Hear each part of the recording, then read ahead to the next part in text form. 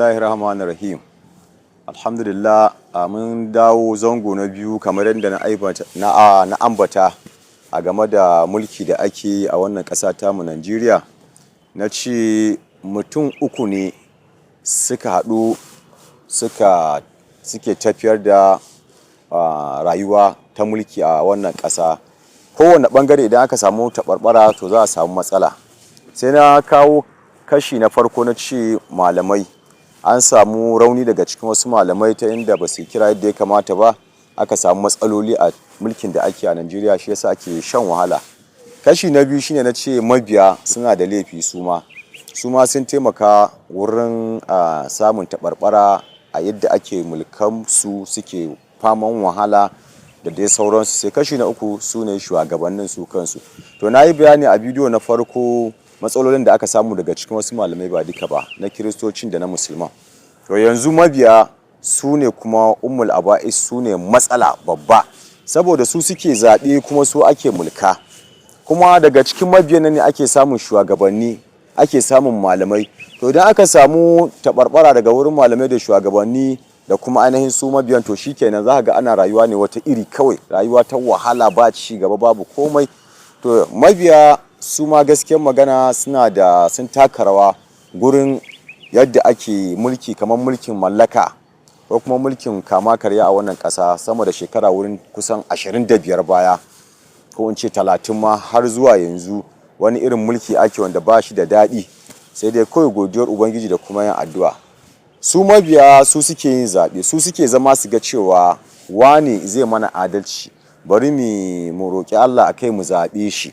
To a'a, sai a samu mabiyan wancan ya zo ya mulke su, sun sha wahala fiye da inda ake zato, sun shiga cikin ukubar rayuwa.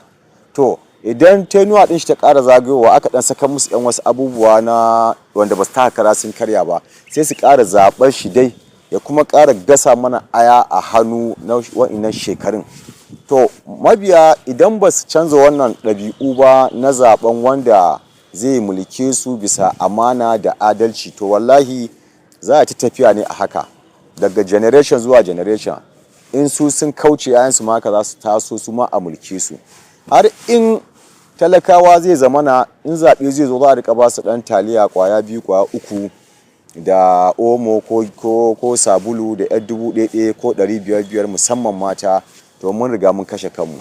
Ƙasashe da suka ci gaba wanda ba su ma kai mu arziki ba, ko rabu mu ba su kama ba arziki, jibin da suke mulkin su cikin sanyi, cikin lumana, saboda mai gaba ɗaya suna haɗuwa da talakawan da wada da gaba ɗaya su haɗu su zaɓen. Kuma sun zaɓe ka sun ɗora, za su zira ma ido ne su ga me za ka yi musu. Da sun ga ka fara kawo wasu abubuwa da za su sha wuya, to za su yi gangami su ce to cikin lumana ba ma son kaza, ba ma son kaza, ba ma son kaza, saboda kai ma daga cikin mu ka fito kuma mu muka zaɓe ka gyara. In wani abu ne aka sa na masarufi ya tsada, zai su ce ka sauki. In ka ƙi, to za su fito duk inda za su yi da kanka ma za ka ce ka sauka din, saboda menene, ba wani abu kake nufi ba, dama kai ma ka hauna don ka kyautata musu, to kuma sun ce ba sa so. To amma mun duba ainihin mulkin Najeriya, kamar mu talakawan kamar ba mu san right din mu ba mu san incin mu ba, kamar ana kada mu ne kawai, kamar exploitation, kamar bayi kawai. In lokaci yayi kawai a zo dan tara ku, suna da agent a unguwanni wanda za su dan saka musu yan kuɗaɗe, sai ku je can wurin agent din a dan baku mai dan taliya, dan omo da sauransu, shikenan sai a ce sai wani, sai a zo kuma barakar a samu jahilci ya ƙara bayyana, talauci ya ƙara bayyana, rashin ilimi, kuncin rayuwa da sauransu. Ai abun kunya ne, ko na Nasarawa State ba na gani ba, wai ana kulle yan shinkafa a cikin leda da man gyada da yaji, mata suna layi ana babbasu. Nan Katsina ma aka ce duk sun irin wannan, a ɗayan leda ana kulle shinkafa. To babban matsalar shine ai, in an baki ko an baka dan abin da bai taka kara karya ba, wanda a ranar ba zai iya maka maganin komai ba, kuma kai ka fito tun safe har zuwa magariba ka yi zaɓe, sannan kuma an zo an danne ma haƙi da sauransu, kuma an zo ana dan baka abin da bai taka kara karya ba, sai kuma ka cinye a ranar ko washe gari, shikenan za a tafi da shekara 4 kyawawa, kana shan wahala, kina shan wahala, inda ka san an tsafe mutane, an kasa zama a karatun tanaji, kowa ya san mahimmancin kanshi da sauransu, ya san mahimmancin ƴaƴan shi da ya bari a bada sauran ƴaƴan jama'a gaba ɗaya a kishi a ɗuri ɗaya, ya zama na a zaɓi shugaba na gari wanda zai yi adalci, duk wani abu na ƙasa ya sakan ma kowa. Ni ban ga amfanin a ce wai shugaba zai tara wani abun duniya ba wanda daga shi sai zuriyar shi ya ji daɗin rayuwa da sauransu, wanda ake mulka kuma suna cikin kuncin rayuwa da sauransu. Gaba ɗaya fa kwanakin ba su da yawa. An fa an ce mutum zai kwana shekara 100 akan ƙasa ne, kwata-kwata kwana 36,500 ne, amma ce ka shekara 100 in ma ka tara wani abun duniya. An ba mu manta ba, gwamnatin da ta wuce jin lokacin EFCC da aka rika kama mutane a ce wancan an kama shi da naira biliyan 100 kaza, wancan dala miliyan 100 kaza, wancan naira biliyan 100 kaza, nan sabon tasha wani wane ne shi ma naira wurin biliyan nawa aka kama da sauransu. To ina za a kai wannan kuɗin? Sannan kuma wanda suka zaɓe kuma suna kunci, suna wahala, su da yaya abinci yana gagara. Ni sai in ga cewa kaman akwai rauni sai an tausaya an saki al'amura, kowa ya hada ya ci ya sha ya yi ibada. In duba kasashen waje duk haka suke, suna rayuwa cikin nishadi, amma mu nan kowa gaggawa saboda talauci. Masu haya za ka gansu a guje suna so su je su samu kuɗi, mai tafiya kafa gaggawa, tunani da sauransu, duk ana rayuwa a ruɗe saboda yanayin irin mulkin da ake mana da sauransu. So dole mu mabiya mu tsaya mu ji tsoron Allah, mu gyara, mu daina kwaɗayi, mu san cewa mu ma fa muna da right, wato muna da yanci. Kamar da na faɗa ce a ƙasar waje hatta dabba wallahi tana da yanci. Tsuntsaye, jakuna, karnuka, maguna suna da yanci, ba a taɓa lafiyarsu, kuma suna cin abinci su ƙoshi. Za ga dabbobi ma har koyar da su ake ilimi, a rinka magana suna ji, suna wasu abubuwa. Amma mu nan ji irin rayuwar da muke ciki. Menene? Saboda an saki talauci yayi katutu, kuma akwai kuɗin. Ƙasashen da suka ci gaba na duniya, ai ko South Korea ne ko North Korea ne, ai shugaban ƙasan ya taɓa magana cewa Najeriya ana da arziki, inda su za su yi migration su dawo Najeriya, mu Najeriya mu koma can, sai sun mai da ƙasar nan ta zama kamar Dubai, saboda irin resources ɗin da muke da shi a kan ƙasa.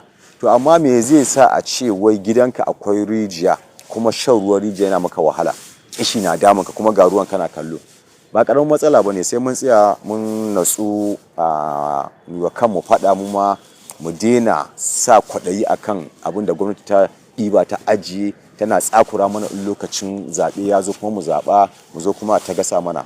Ga wannan ma abun kunya na palliative da aka ajiye dinnan, da yunwa ta addabi mutane suka je suka fasa, aka ta ɗiba hada aka ta ɗiba.